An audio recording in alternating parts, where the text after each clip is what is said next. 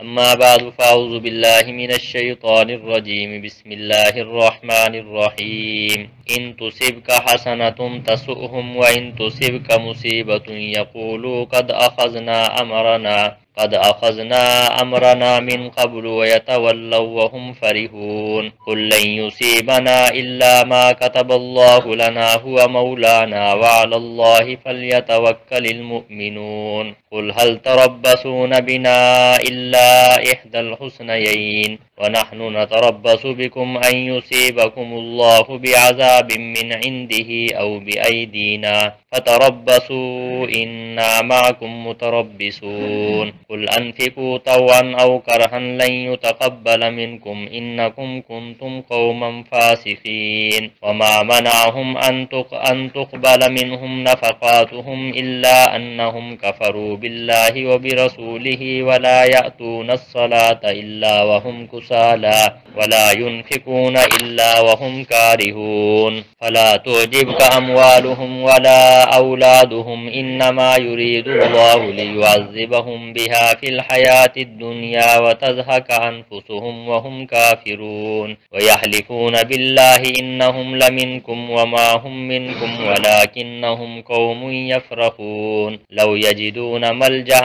أو مغارات أو مدخلا لولوا إليه وهم يجمحون ومنهم من يلمزك في الصدقات فإن أعطوا منها رضوا وإن لم يعطوا منها إذا هم يسخطون ولو أنهم رضوا ما آتاهم الله ورسوله وقالوا حسبنا الله سيؤتينا الله من فضله ورسوله إنا إلى الله راغبون صدق اللہ العظیم۔ محترم دوستو بزرگو، کل کے درس میں بھی آپ حضرات کے سامنے منافقین کا تذکرہ کر دیا تھا۔ غزوہ تبوک کے اندر منافقین نے طرح طرح کے بہانے لگائے، نبی کریم صلی اللہ علیہ وآلہ وسلم نے اپنی رحم دلی کی بنا پر انہیں اجازت دے دی۔ کل کے درس میں ان کے بہانوں کا ذکر بھی تھا، اور ایک منافق جس کا نام تھا جد بن قیس، اس نے جو بہانہ لگایا آ کر نبی کریم صلی اللہ علیہ وسلم کے پاس کہ اللہ کے نبی میں جانے کے لیے تیار ہوں، لیکن عورتوں کے بارے میں کمزور ہوں،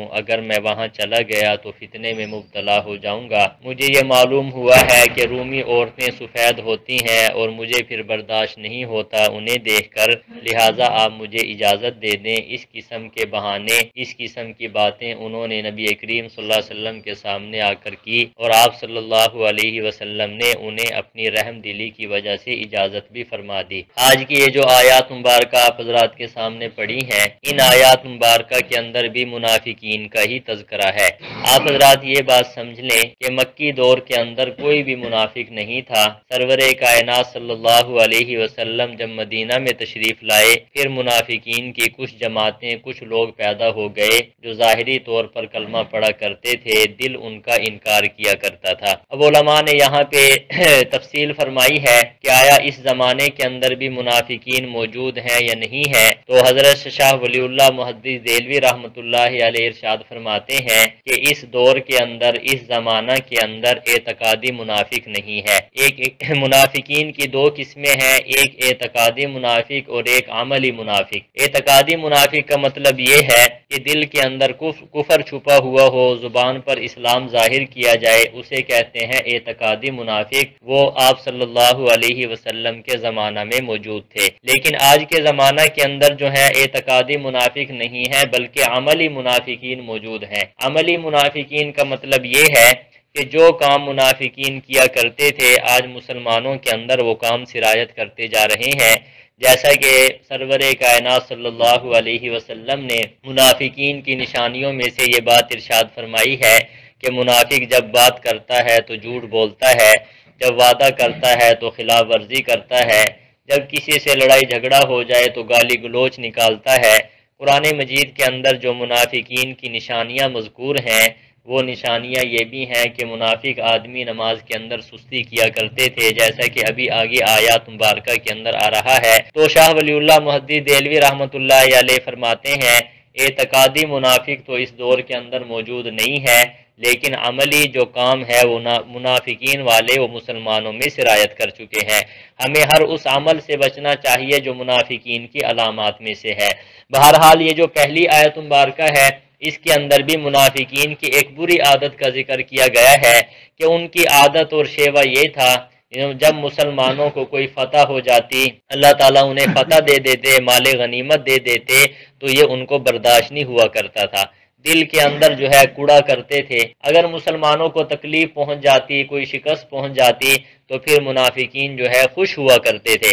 جیسا کہ غزوہ احد کے میدان کے اندر ہمارے نبی سرور کائنات صلی اللہ علیہ وسلم کے دندان مبارکہ شہید ہوئے، آپ کا چہرہ مبارکہ زخمی ہوا، حتیٰ کہ صحابہ اکرام جو ہیں ان کے دل پر اتنی سخت حالات گزرے، حضرت عمر رضی اللہ تعالیٰ عنہ اتنے جری اور طاقتور انسان بھی کانپنے لگ گئے، حتیٰ کہ ان کے فرماتے ہیں کہ میری ٹانگوں کے اندر سہارا ہی نہیں رہا۔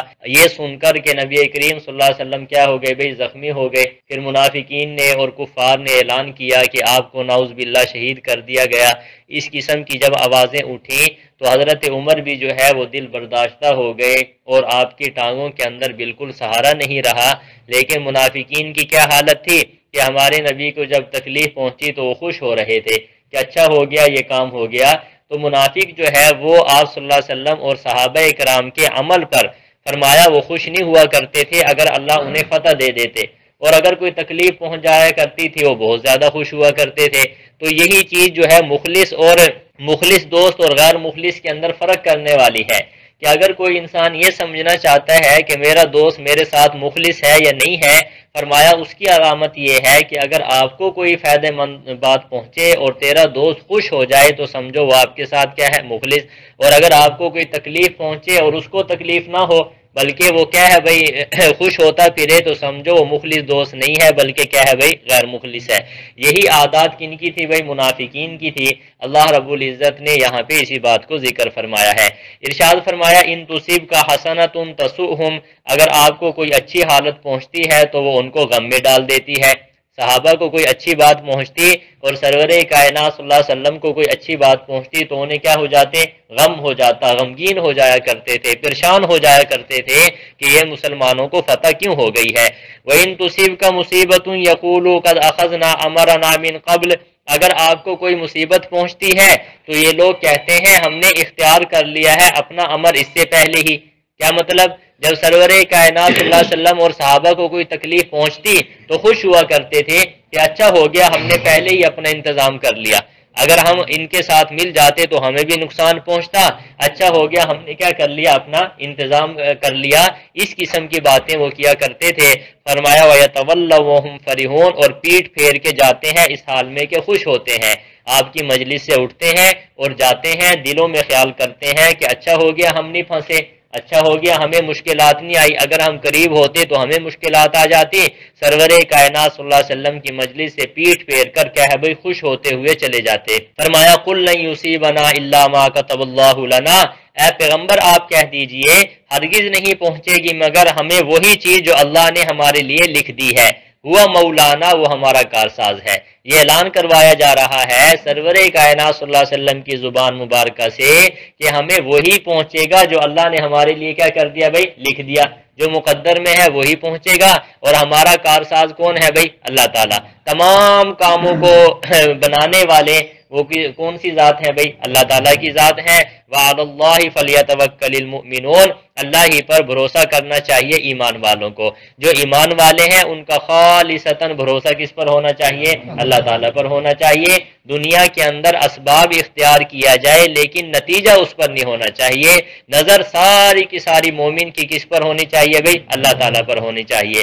فرمایا قُلْ هَلْ تَرَبَّصُونَ بِنَا إِلَّا إِحْدَى الْحُسْنَيَيْنِ، آپ کہہ دیجئے نہیں انتظار کرتے تم ہمارے متعلق مگر دو بھلی باتوں میں سے ایک حالت پر۔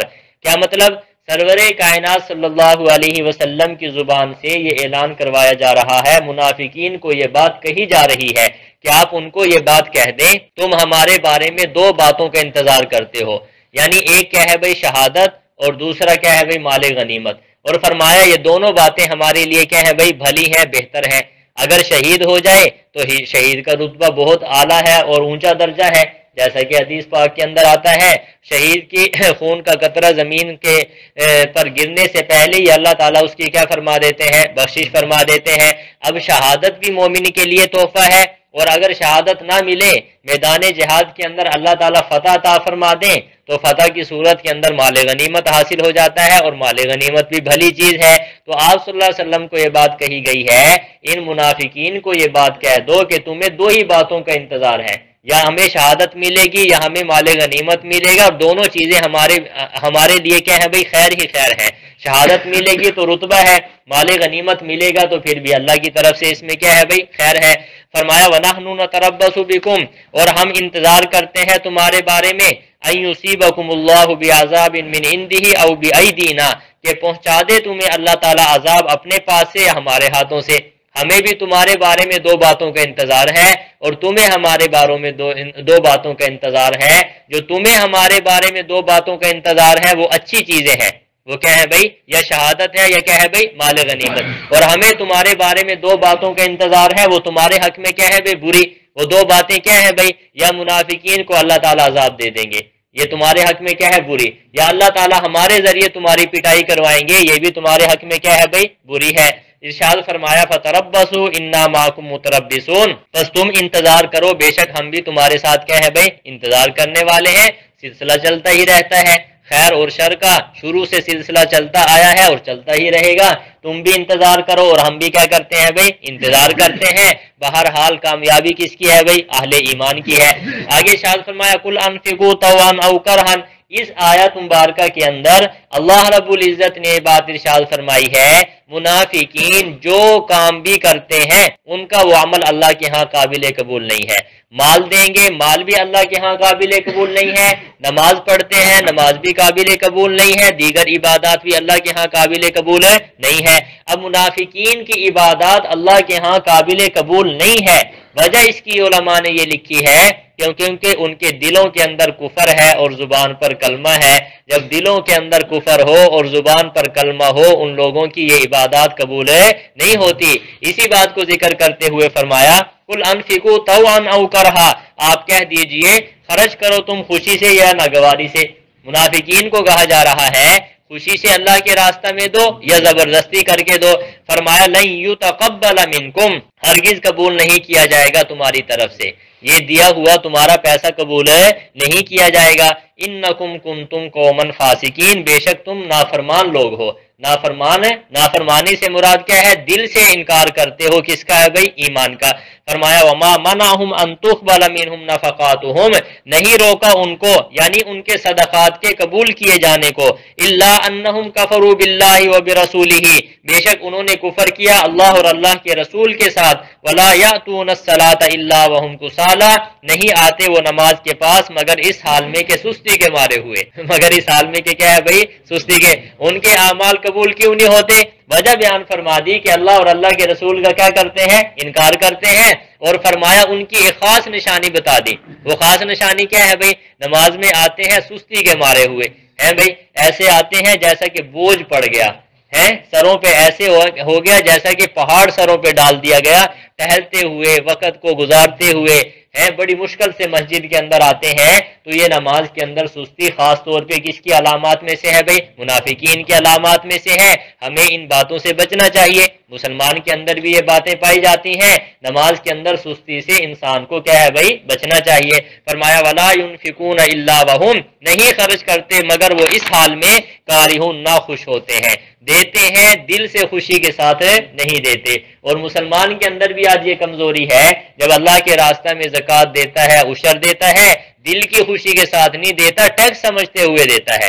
سرور کائنات صلی اللہ علیہ وسلم نے علامات قیامت میں سے یہ نشانی بھی ارشاد فرمائی ہے کہ فرمایا زکوٰۃ کو کیا سمجھ لیا جائے گا؟ تاوان۔ کیا سمجھ لیا جائے گا بھائی؟ تاوان۔ لوگ سمجھیں گے یہ تو ہم پر تاوان ہے۔ دل کی خوشی کے ساتھ نیک عمل کیا جائے اللہ کے ہاں وہ کیا ہے بھائی؟ قابل قبول ہے۔ اگر دل کی خوشی کے ساتھ نہیں کیا جاتا تو سمجھو یہ اللہ کے ہاں قابل قبول نہیں ہے۔